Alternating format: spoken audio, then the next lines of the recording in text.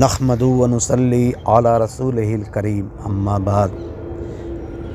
شیخ Saadi رضی اللہ عنہ فرماتے ہیں کہ مدینہ شریف میں ایک حکیم لوگوں کے علاج کے واسطے آیا اور وہ 1 سال تک رہ گیا، مگر کوئی بھی اس کے پاس علاج کروانے کے لیے نہ پہنچا۔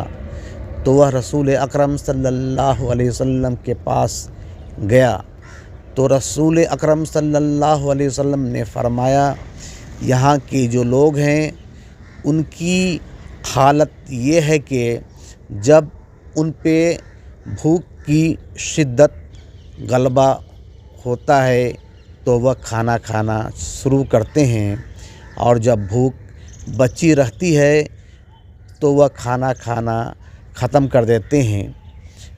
تو وہ حکیم نے کہا، تو جب یہ حالت ہے ان کی تو یہاں میری کوئی ضرورت نہیں ہے، اور وہ حکیم چلا گیا۔